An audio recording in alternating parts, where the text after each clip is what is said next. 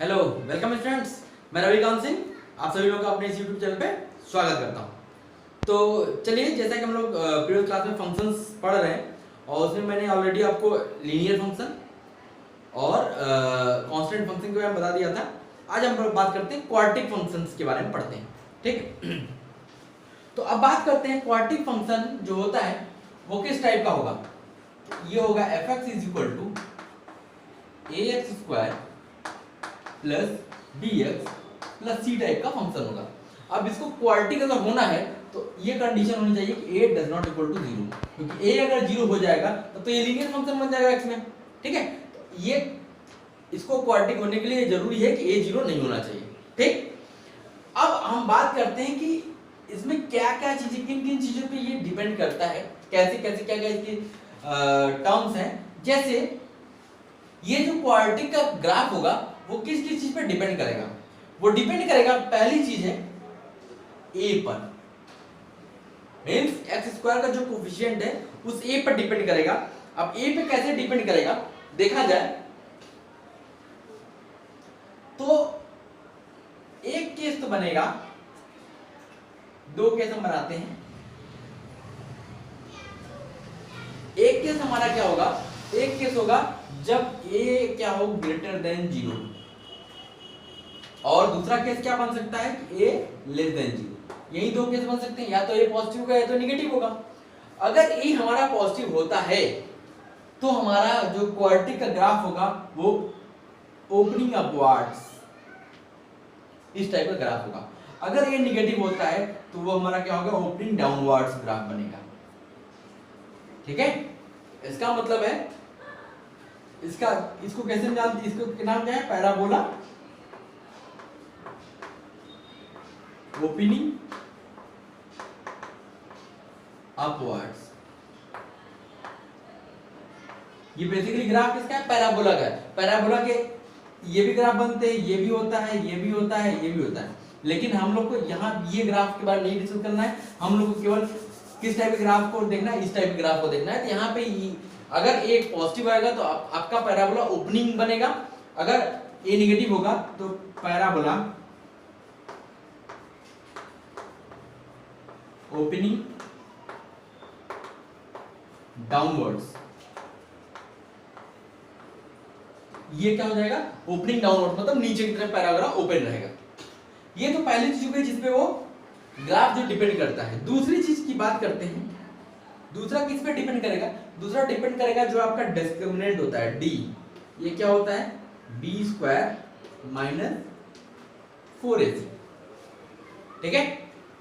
अब यहां से क्या होगा, यहां से तीन केस बनेंगे। पहला केस,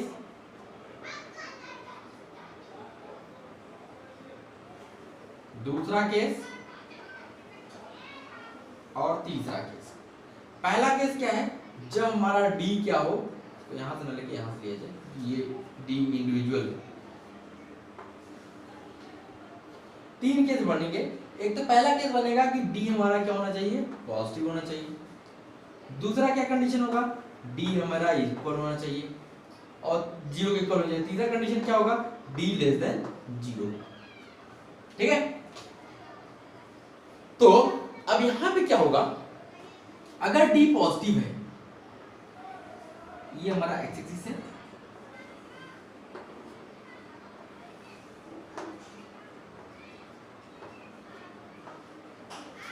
अगर d पॉजिटिव है तो पैराबोला हमारा किस टाइप का बन सकता है। देखो दो केस बनेंगे यहां पे।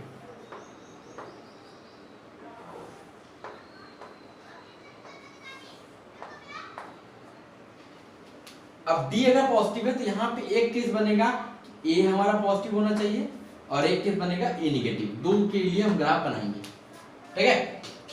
अगर d पॉजिटिव है और a भी पॉजिटिव है तो इसका मतलब पैराबोला तो ओपनिंग अपवर्ड बनेगा, और d पॉजिटिव है तो इसका मतलब है वो पैराबोला जो होगा, ग्राफ जो होगा उसका, वो एक्सिस को दो जगह कट करेगा।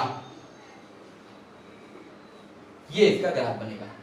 एक तो a बताता है ओपनिंग अपवर्ड और d बताता है ग्रेटर देन 0 का मतलब दो जगह कट करेगा। अगर a नेगेटिव हो गया तो पैराबोला का शेप कैसा होगा, ऐसा होगा। ये भी इसको कहां कट कर रहा है, दो जगह कट कर रहा है, ठीक, अब देखा जाए कि अगर d 0 हो गया, तो इसका मतलब है अगर d 0 हो जाता है तो पैराबोला एक्सिस को एक पॉइंट टच करते हुए चला जाएगा, तो ग्राफ ऐसा होगा, a पॉजिटिव, इसका मतलब ऐसा होगा। अगर a निगेटिव हो जाएगा तो ग्राफ का शेप ऐसा हो जाएगा। ठीक, तीसरा कहता है d less than 0। d less than 0 का मतलब हो गया कि ग्राफ एक्सिस को कट ही नहीं करेगा, उसके कोई भी रूट्स नहीं आएंगे। तो इस केस में क्या होगा, ओपनिंग अपवर्ड्स तो टच नहीं करेगा एक्सिस को, यहाँ पे ओपनिंग डाउनवर्ड्स लेकिन एक्सिस को टच नहीं करेगा। ये इसके ग्राफ्स हो गए। ठीक है, समझ में आ गया? नोट कीजिए, फिर हम और आगे देखते हैं और किन चीजों पे डिपेंड करता है और क्या क्या फैक्टर्स हो सकते हैं। Please note it.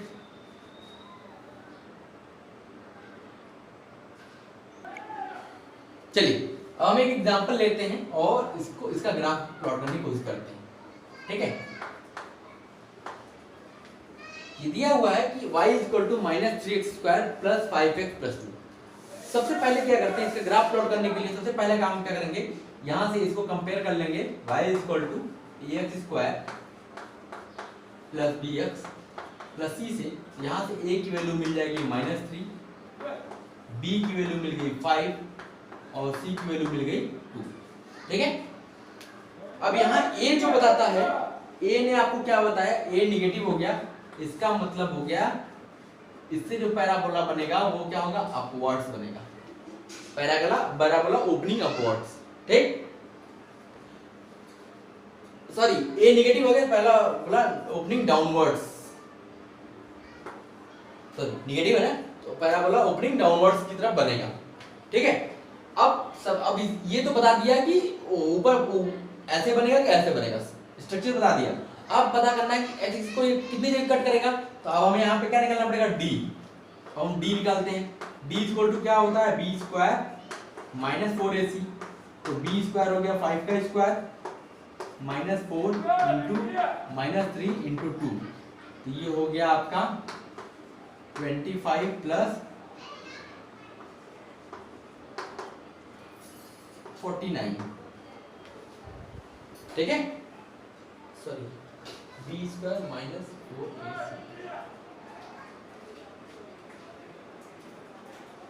सॉरी यहाँ -2 है, एक बार इसको देख लीजिएगा, ये -2 है तो यहाँ -2 आएगा।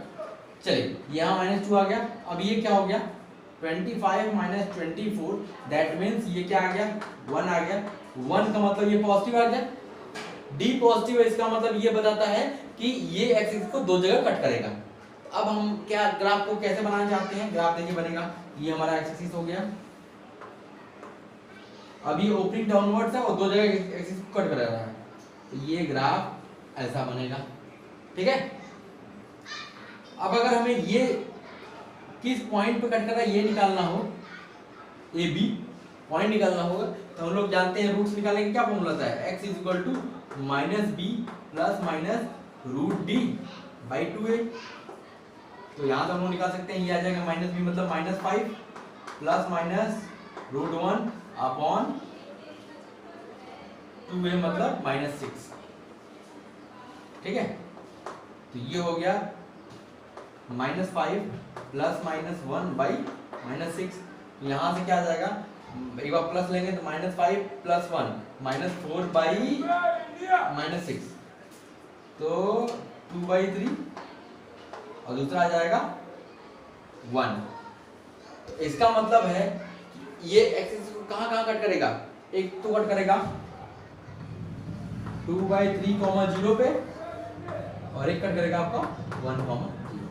ये हमारा ग्राफ बन जाएगा। ठीक है, नोट कीजिए, फिर आगे चलते हैं।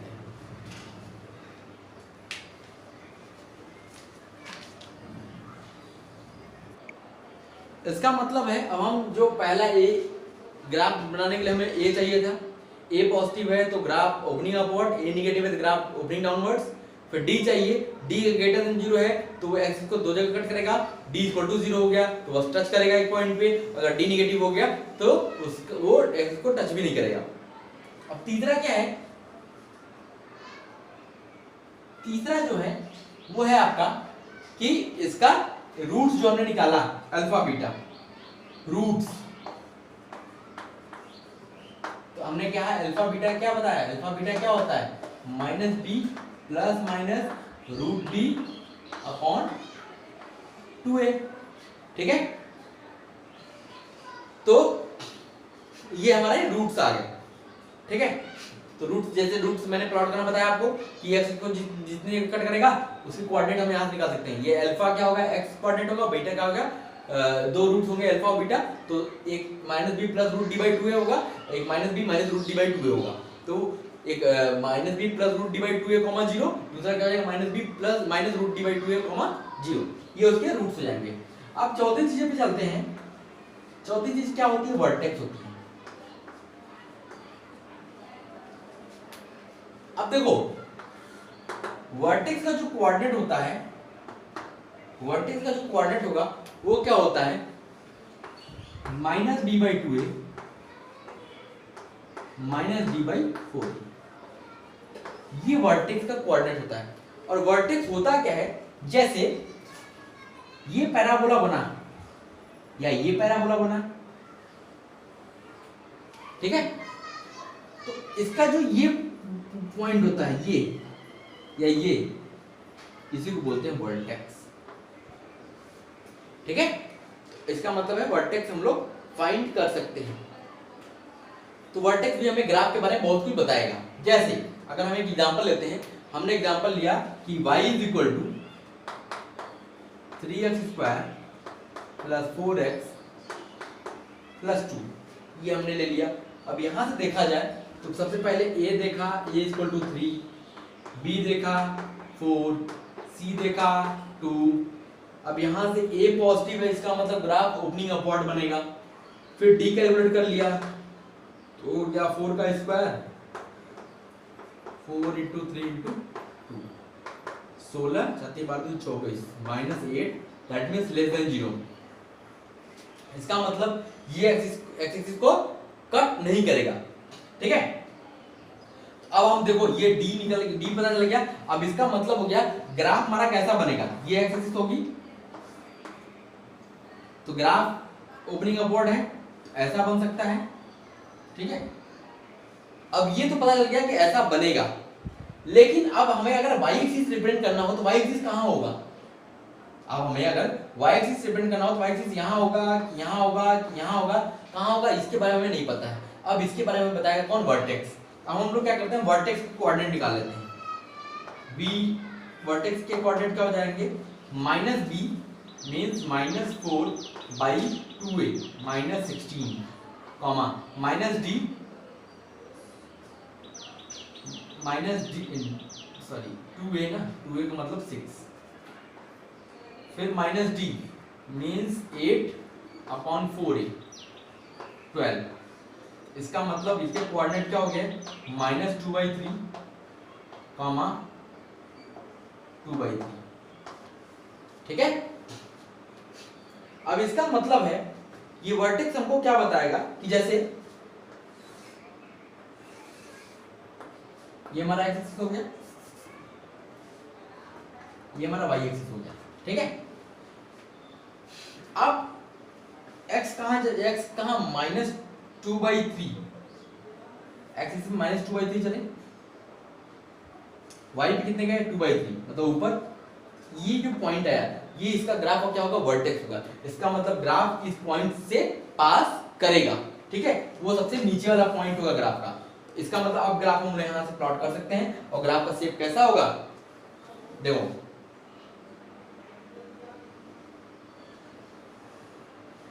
ऐसा ग्राफ, जितना ग्राफ इधर होगा उतना ही ग्राफ इधर होगा, मतलब ये एकदम बीच वाला हिस्सा होता है। अगर यहां से एक हॉरिजॉन्टल लाइन ड्रॉ कर दो आप, तो ये आप ग्राफ के दो इक्वल शेप दिखोगे, मतलब इसका इमेज इधर आपको दिखाई देगा,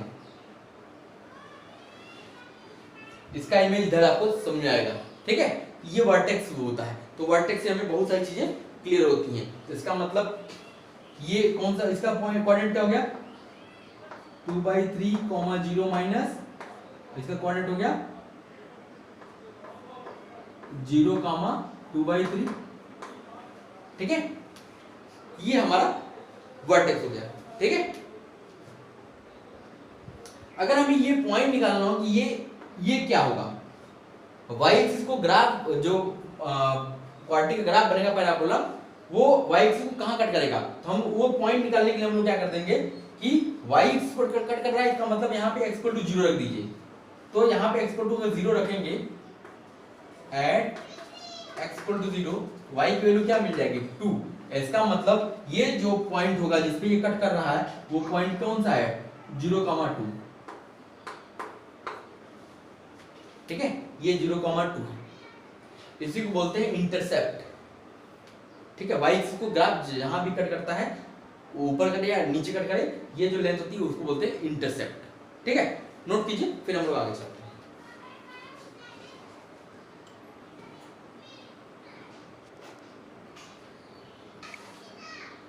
देखिए, अब हम बात करते हैं कि जो point of intersection with y axis होगा ग्राफ का, उसको कोऑर्डिनेट को क्या बोलेंगे 0,c। अब ये क्या होगा, जैसे अभी मैंने आपको बताया था कि जैसे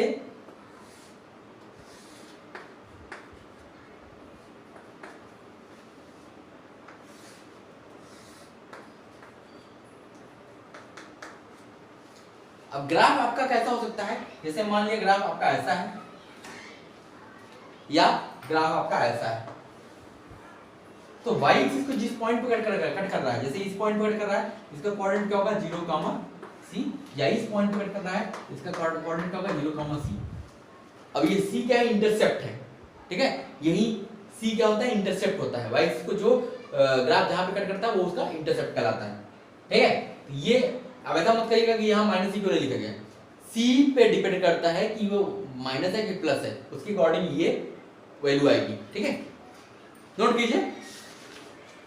फिर अब हम लोग एक क्वेश्चन लेते हैं।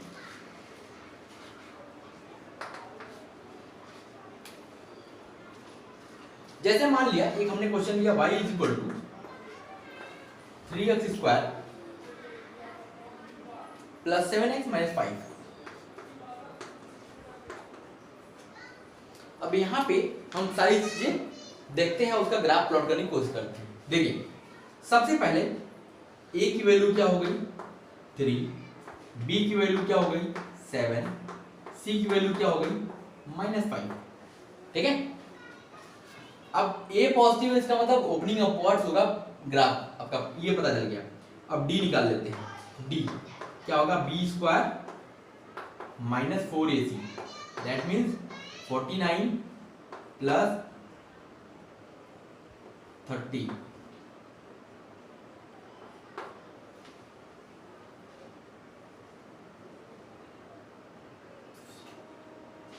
बी स्क्वायर माइनस 4 5 के 20 60 60, ये क्या आ गया 109। ठीक है, ये आपका मिल गया 109। ठीक, अब ये क्या आ गया, ये पॉजिटिव आ गया ना, इसका मतलब ग्राफ एक्स एक्सिस को दो जगह कट करेगा।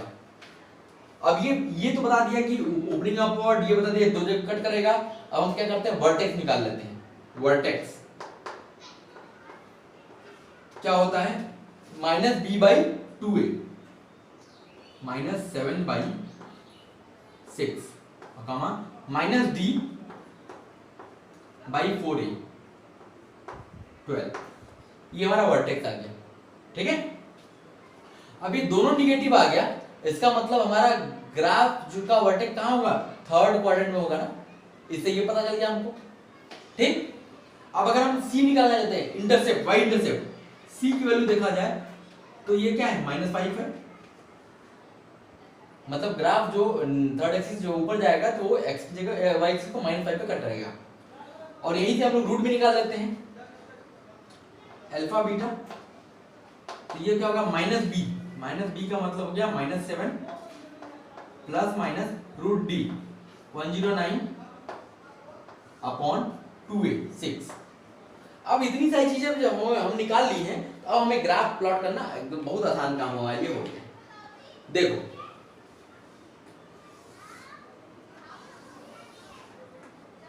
ये x एक्सिस, ये y एक्सिस। देखिए, अब ये ग्राफ कहाँ, वर्टेक्स क्या होगा -7/6।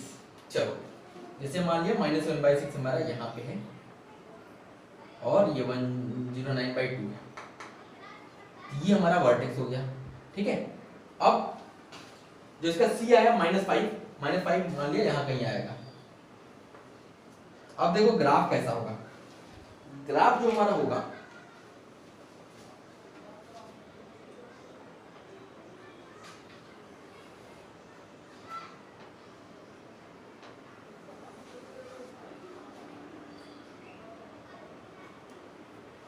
ये हमारा ग्राफ होगा। ये तो वर्टेक्स हो गया आपका -7/6 -109/12। अगर हम इस रूट की बात करें तो ये हो गया -7 -√109/6, 0 और ये हो जाएगा -7 +√109/6, 0 और ये ओपनिंग अपवर्ड हो गया। बस यही चीज हमें पता करनी थी। ये हमारा ग्राफ बन गया। ठीक है, इस तरीके से हम ग्राफ प्लॉट कर सकते हैं। नोट कर लीजिए, फिर एक आप क्वेश्चन और देखते हैं।